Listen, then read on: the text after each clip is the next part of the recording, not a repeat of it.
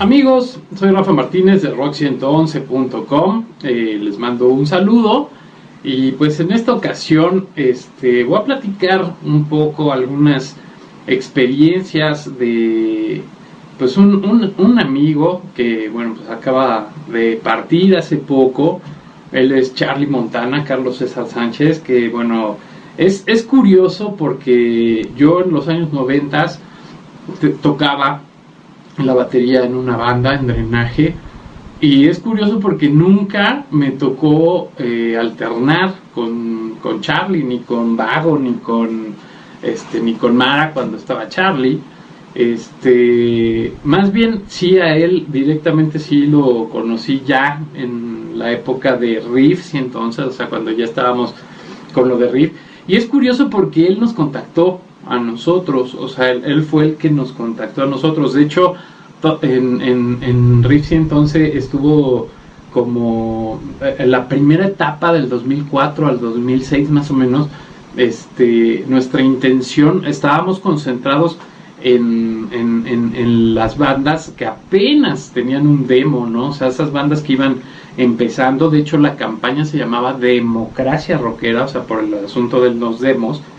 Y fue chistoso que Charlie nos contactó a nosotros para hacer una entrevista, y bueno, pues ahí lo conocimos. Bueno, evidentemente ya conocíamos sus canciones, o sea, ya conocíamos pues, los sencillos, ¿no? Las canciones que pues se hicieron éxito, de que el amor apesta, apesta. Bueno, fue de las primeras canciones que conocí de Charlie Montana. Y bueno, pues en esa época pues estaba como muy eran canciones muy consistentes, ¿no? Eran canciones como muy netas, ¿no? Entonces, bueno, pues ya en el 2000, entre el 2004 y el 2006, se lanza Charlie al estudio, y desde ahí hicimos como un clic muy interesante. Él estaba precisamente en esta onda de la independencia, se estaba separando de la disquera de Discos Denver, y empezaba a hacer todo el show para este disco que se llamó el Fourth Montana, en donde, bueno, pues él ya empieza a trabajar de manera independiente. Y fue curioso porque desde ahí como que tuvimos una cercanía, en el sentido de que, bueno, pues nosotros estábamos creando una empresa independiente de rock mexicano.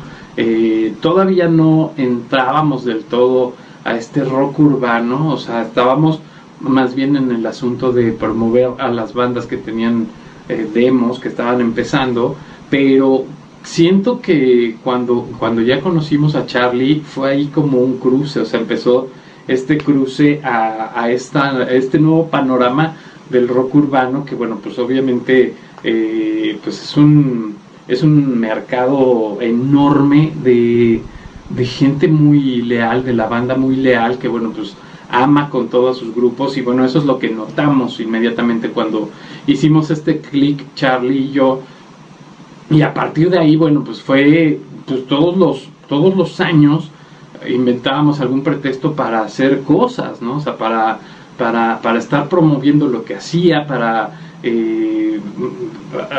hicimos varios acústicos, hicimos varias firmas de autógrafos, entramos a muchos eventos, etcétera, etcétera. Y poco a poco, bueno, fuimos conociendo el trabajo de cada uno. O sea, fue como interesante porque tenía yo la fortuna de ser como muy neutral, ¿no? Cuando me pedía alguna opinión acerca de su trabajo y de lo que tenía que hacer, yo sí procuraba ser neutral, en el sentido de, bueno, pues de verdad que hiciera las cosas en pro a su carrera, ¿no? O sea, que todo lo que hiciera, que todo lo que pensara, decidiera, pues sí fuera en pro a su carrera. Muchas veces platicamos, o sea, sí llegamos a platicar muchas veces del retiro, o sea, sí, nunca lo dejó, ¿no? O sea, nunca lo dejó de perseguir esta onda de decir, bueno, y si me retiro y quedo ya como leyenda y ya, ¿no? O sea, ahí tiro la toalla.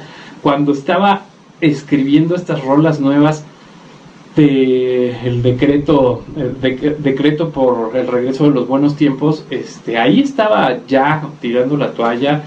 De hecho, bueno, pues Mario Lafontaine, que también estuvo apoyándolos mucho antes del Lunario y demás, sí nos llegó a platicar que ya estaba como cansado, ¿no? O sea, como que su preocupación siempre era el asunto de que como él estuvo en medio, estuvo en este rock urbano, pero también conoció esta otra parte del mainstream, estaba siempre con ese cuestionamiento de cómo hacer que Charlie Montana llegara al mainstream, ¿no? O sea, cómo hacer ese cruce de la línea de ser rock urbano a estar en el mainstream, ¿no? Y de pues obviamente estar a lo mejor al nivel de la Lupita, al nivel de la Casta, al nivel de los mismos Caifanes, que bueno, pues tenía Charlie, bueno, pues mucha comunicación con todos ellos, y más después que de haber grabado este disco de los duetos, que bueno, pues o sea, ahí fue cuando se notó que pues tenía esta empatía con todos estos grupos.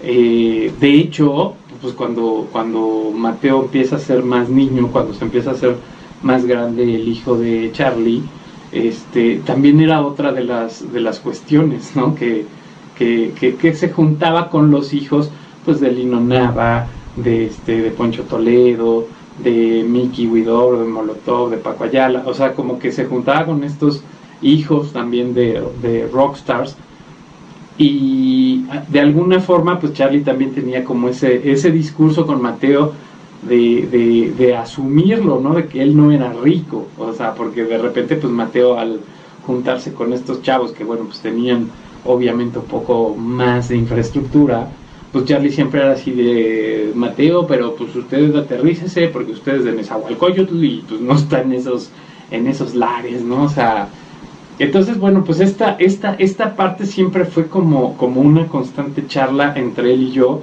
el asunto de ese brinquito, ¿no? O sea, porque estamos de acuerdo de la leyenda de Charlie Montana, ¿no? O sea, como un ícono urbano, como un ícono de esta cultura que es un cimiento de cultura popular mexicana, de esta cultura del rock mexicano, pero que, pues digo, o sea, si acaso en Ecuador, en Centroamérica, en Estados Unidos, pero pues no, o sea, no cruzó el charco, ¿no? O sea, no vendió millones de discos. Bueno, el de Vago, pues sí vendió millones de discos, ¿no? Pero pues realmente nunca hubo ese brinquito.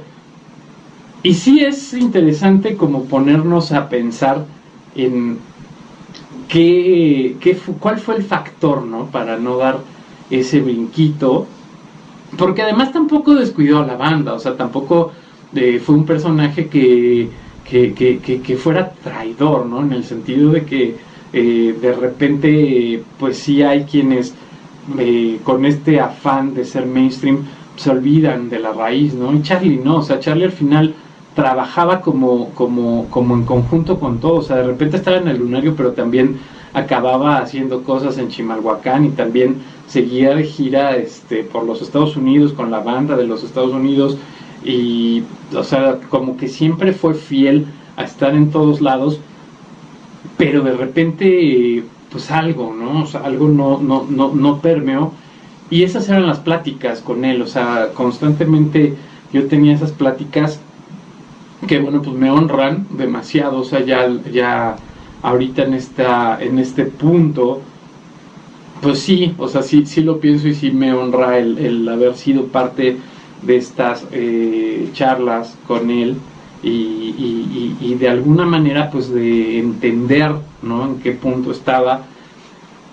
Obviamente pues también pues sí, brutalmente honesto, sí, yo le puntualizaba mucho el asunto pues de que subiera sobrio a cantar, ¿no? O sea, de que cuando él hacía un show sin exceso, o sea, sin él estar excedido, eran shows maravillosos, ¿no? O sea, me acuerdo de algunos jefes de jefes en donde Charlie subía bien, y bueno, o sea, arrasaba con todo, pero también me acuerdo de esos espectáculos en donde subía hasta el gorro, ¿no? Y le aventaban hasta tenis, o sea, a mí me impresionaba que pues lo acompañabas al escenario y de repente veías así un Converse, así ver cómo llegaba directo a la cabellera de Charlie, y era como de, o sea, yo no perdería un Converse por agredir a un músico jamás, ¿no? Pero pues así era, o sea, sí, la banda pues se ponía como en ese rollo de exigirle algo, pues por lo que está pagando, ¿no? O sea, tú estás pagando por ver a Charlie Montana en el show, ¿no? Y de repente pues se subía una piltrafa borracha, pues obviamente pues la banda no lo aceptaba. Al final polémico, porque pues también eso sí lo platicamos varias veces, inclusive pues sí tuve que hacer notas en algún momento pues de esos tropiezos y pues sí, siempre Charlie me decía, bueno, pues ni modo, ¿no? O sea, sí la cajeteé, pues, o sea, ni siquiera te puedo pedir que borres la nota porque pues ni me acuerdo qué pasó, ¿no? Entonces, creo que era parte de esta dinámica entre él y yo, cuando se casó, cuando tuvo a Mateo, bueno, pues las pláticas ya se fueron transformando en otra cosa, o sea, ya la preocupación ya no era tanto él por ser él la estrella, ¿no? Sino más bien la preocupación era lo que iba a dejar de legado tanto a su mujer como a su hijo, ¿no? O sea, como que ya no era él solo, o sea, eran pues ya la familia, ¿no? El legado que iba a dejar, ¿no? O sea, cómo lo íbamos a recordar, y bueno, creo también que una parte que sí de alguna forma pues sí fue como un consenso que él hizo fue el rollo de grabar su único videoclip, porque bueno, pues él en 36 años de carrera hizo un solo videoclip, y pues lo empujamos a eso, o sea, lo empujamos a dejar como pues ese vestigio de lo que era Charlie en vivo. Y el segundo, pues que sí lograra grabar este decreto por el recuerdo de los buenos tiempos en canciones que tenía guardadas y que fueran originales, ¿no? O sea, no estarse haciendo refritos del mismo, no estar grabando como los grandes éxitos en diferentes versiones, que al final lo acabó haciendo con estos 3 últimos discos que grabó del legado, presente y pasado. Pero creo que el decreto por el regreso de los buenos tiempos es con el material que tenemos que recordar a Charlie Montana, un individuo que se preocupó mucho por dar un buen show a la banda, estaba muy consciente de lo que representaba, o sea, de lo que significaba para esta banda que pues dormía en las calles, esta banda que pues no tenía para entrar a los conciertos, inclusive él mismo dejaba pasar a muchos de estos chicos a sus conciertos, hacía muchas obras bien buena onda que no las anunciaba tanto también porque eso lo sentía como parte de algo que él tenía que regresarle a la banda. Él siempre se quejaba, por ejemplo, de los grandes ídolos, ¿no? De Joan Sebastián o de Vicente Fernández, ¿no? Que hicieron mucha lana del pueblo, pero ellos nunca regresaron nada, o sea, Vicente Fernández nunca dijo, bueno, cámara, vamos, los invito a todos a un show gratuito al Estadio Azteca, toda mi banda, ¿no? O Joan Sebastián, ¿no? Allá en su tierra. Y eso sí le preocupaba mucho a Charlie. Charlie sí organizó bastantes conciertos completamente gratuitos en algunos orfanatorios, en algunas casas de abuelitos. Alguna vez entregó quién sabe cuántos pelotas una Navidad también ahí en Nezahualcóyotl. O sea, sí intentó hacer esta parte también de regresarle mucho a la banda sin hacer mucho ruido. O sea, no era como un rollo de vengan cámaras porque yo muchas veces también le ofrecía esa parte, ¿no? O sea, que nosotros documentáramos esa otra parte de cuando Charlie iba a los orfanatorios, de cuando Charlie iba con los abuelitos, de cuando daba pañales, de cuando daba medicinas. Hizo una jornada ahí en Nezahualcóyotl para lentes, o sea, hizo como muchas cosas, pero que no quería, o sea, estaba también en esa delgada línea de, bueno, pues lo estoy haciendo por buena onda, no para hacerme publicidad, ¿no? Y a pesar de la cuestión polémica, a pesar de que pues a mucha gente pues su musicalidad no le encantaba, a pesar de que nunca pudo hacer ese brinquito al mainstream, creo que uno de los últimos mejores momentos de Charlie Montana, y pensando para atrás, insisto, a lo mejor hasta premonitoriamente, esta Arena Ciudad de México, cuando Alex Lora interpreta Tu mamá no me quiere, ¿no? O sea, digo, era un show de Alejandro Lora y sus 51 años, no tenía necesidad, ¿no? Como de hacerle pues un homenaje, un pequeño homenaje a Charlie Montana, pero pues lo hizo de corazón. Empezaron a tocar Tu mamá no me quiere, 22,000 personas en la Arena Ciudad de México cantaron a todo pulmón la canción, y creo que fue la forma, sin querer o sin saberlo, en que pues la banda despidió a Charlie Montana, ¿no? En esta Arena Ciudad de México. El último show en donde yo lo vi fue el 14 de febrero del 2020, ahí en el Rodeo Santa Fe. Insisto, o sea, cuando Charlie subía pues sin exceso, cuando subía de buenas y demás, daba un excelente show. Este fue el caso el 14 de febrero, y creo que me quedo con esa imagen de hecho, esa última plática que tuvimos, no fue la última fue cuando nos invitó a ver su documental, que también pues los invito a ver el documental, pues, para que a lo mejor tengan esa idea igual que yo, ¿no? De que fue un documental bien premonitorio, en donde sí Charlie muchas veces insiste en que no está durmiendo bien, que no está comiendo bien, que se tiene que meter pues alguna pastilla para controlar la presión, para controlar el dolor de cabeza. Se le ve pues mal alimentándose, o sea, sí se le ve de repente con muchos gancitos, con mucha Coca-Cola, y de alguna forma, bueno, pues ahí entiende uno de repente qué fue lo que pudo haber pasado.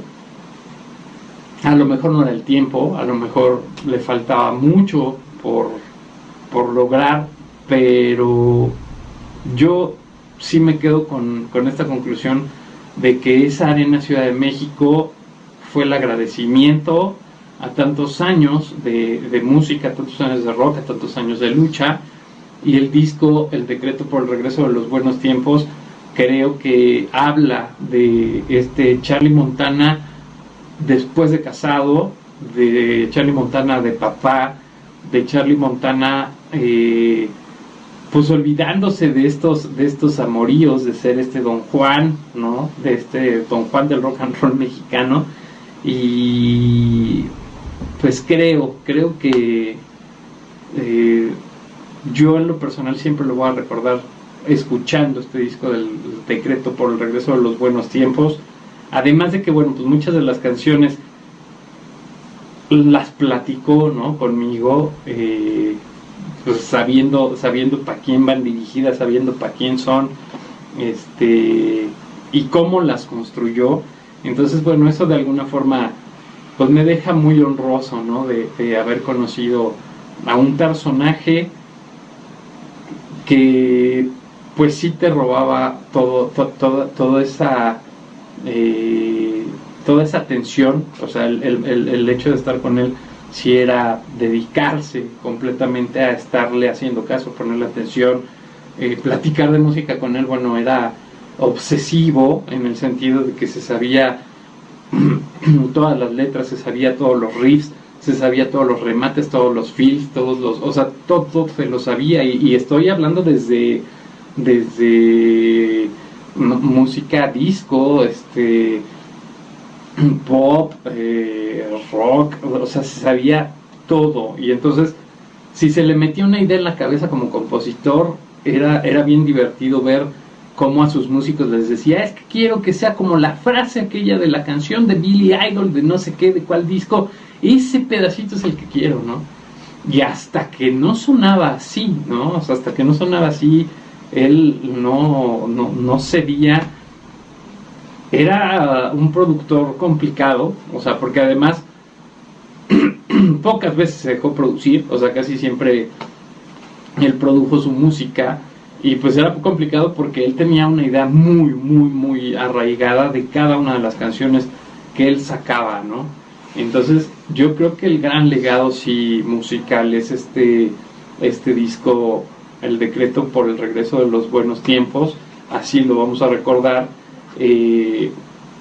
Pues sí, esta transformación de ser el rockstar excedido que acababa durmiendo en hoteles de paso y despertando con chicas desconocidas y con varios litros de Jack Daniels adentro, a convertirse en padre, en esposo, el responsable de una casa y pues en medio la muerte de su mamá, ¿no? O sea, de alguien que pues le confeccionaba pues, la ropa desde que empezaba su carrera, o sea, una de esas madres entregadas también a la carrera del hijo, ¿no? O sea, también entregada a ser partícipe de este éxito, ¿no? De este personaje, de entender que ella también tenía una misión, ¿no? Entonces, obviamente, también cuando Charlie pierde a su madre, pues sí se le cae un pedazo de la historia.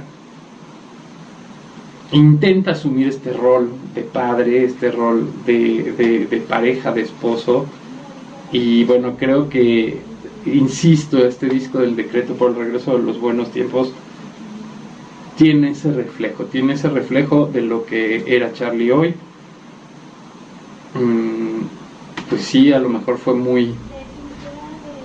se fue antes de tiempo, pues así también lo puedo vislumbrar, sí se fue antes de tiempo, y pues siempre lo vamos a recordar con sus canciones, con esta buena onda que siempre fue, y no sé, es que creo que es el claro ejemplo de esta perseverancia, ¿no? O sea, evidentemente nunca fue ese rockstar como él quiso, sin embargo, el tener tantas canciones en la memoria de tantas generaciones y que va a seguir estando vigente después de muchos años de haber partido, eso creo que es mucho más importante que el haber sido el rockstar que México esperaba, ¿no?